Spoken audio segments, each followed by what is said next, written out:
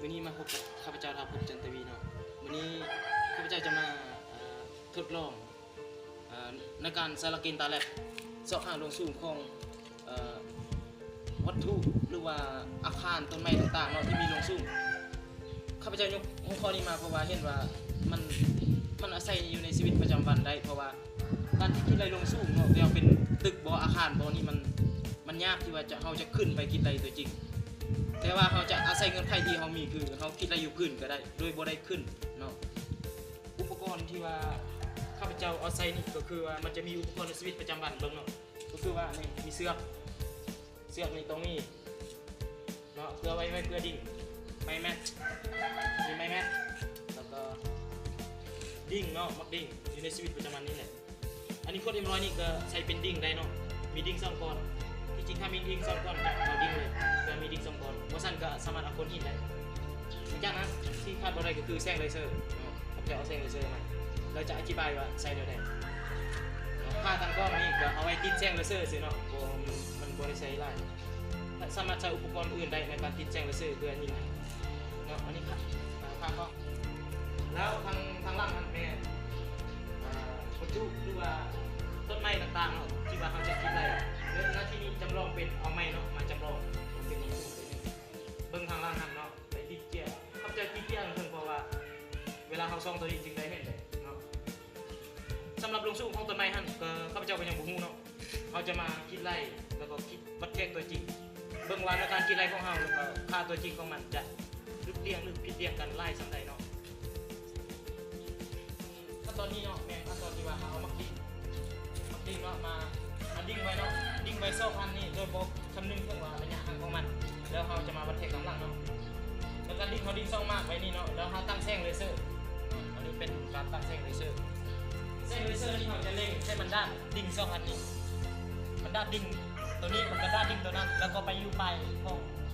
เส้าเนาะตัวนั้นเนาะกรณีของข้าพเจ้านี่เนาะไปตั้งไว้นี่มันด้านแล้วเนาะกรณีนี้แล้วเขาจะมาอ่านค่ากันว่ามันเป็นอะไรเขาจะมาเบิ่งดิ่งทีนึงนี่ว่ามันตัดอยู่ดิ่งทีนึงนี่แม่นเท่าไรเนาะอยู่ดิ่งทีนึงนี่เอามาเบิ่งเนาะว่ามันตัดอยู่ใส่มันตัดอยู่นี่เนาะเอาไม้ไว้เนาะตัวนี้เป็นจุดตัดของแสงเลเซอร์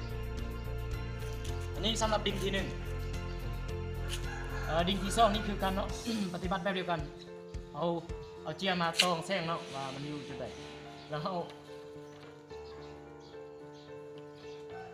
โอเคอยู่จุดนี้เนาะดิ่งที่2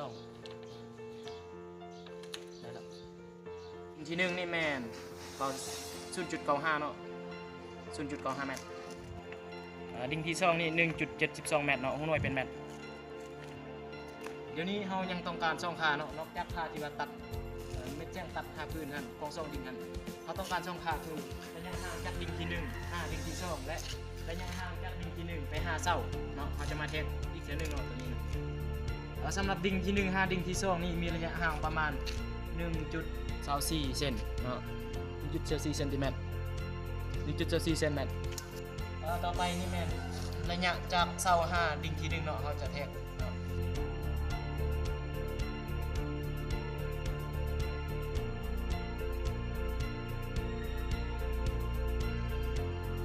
เมื่อกี้สรุประยะทางจากดิ่งที่1 5เส้าหันประมาณ 6.55 เมตรที่ว่าเขาได้ค่าต่างๆเนาะแล้วเราจะมาคิดไล่สะพานสูงเนาะโดยที่ว่าตามหลักเกณฑ์แต่ละเขามีเส้นขนานกันเนาะเส้นดิ่งขนานกันแล้วก็ไปขนานกับเส้าอีกทีนึงเนาะเพราะฉะนั้นเราจะต้องเอาลงสูงของที่2นี่ดิ่งที่2มาลบให้กับลงสูงจากพื้นดิ่งที่1นี่เนาะ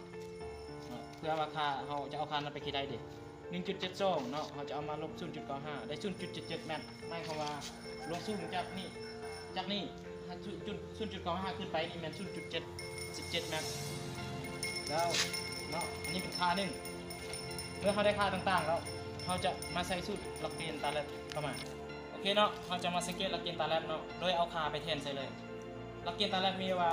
เนาะ2เซนติเมตรขนาดของหัว3เซนติเมตรขนาดเนาะขนาดกันแล้วระยะห่างจากดิ่งที่1 5ดิ่งที่2ส่วนด้วยลงสูงจาก95 เมตร 0.95 เมตรขึ้นไปนี่เนาะแม่น 0.77 เนาะเอาแต่ส่วนข้างน้อย3 แจน้อยนี่มาส่วนด้วยระยะดิ่งที่1 ไป5เส้าเนาะ ม่นระยะดิ่งที่1ไปหาเสาแม่น6.55แม่นแล้วมาห้านด้วยรวงสูงคือฮัดเนาะรวงสูงตัวนี้แม่นนับจาก 0.95 ขึ้นไปเลยเอาไปท่อนเนาะมาท่อนเอาโอเคเฮาท่อนเอาฮัดจากนี่แหละเขาจะได้ฮัดนี่เนาะ 6.55 คูณ 0.77 ส่วนด้วย 1.24 เขาจะได้ฮัดสูงจาก 0.95 ขึ้นไปฮันแมน 4.067 แมนตัวนี้แมนเฉพาะห่างจากจุด95ขึ้นไปเนาะคือว่าเนาะเขาจะได้ฮัดตัวจริงของเขาแมน 0.95 เนาะเพราะว่าเขาได้ลบเขาคิดได้ตั้งแต่ 0.95 ขึ้นไปเลย 0.95 มาบวกเท่ากับฮัดตัวเขาคิดได้เมื่อกี้แมน 4.067 เพราะฉะนั้นเขาได้ลงสูงของเสาตัวจริงแมนประมาณ 5.017 เมตร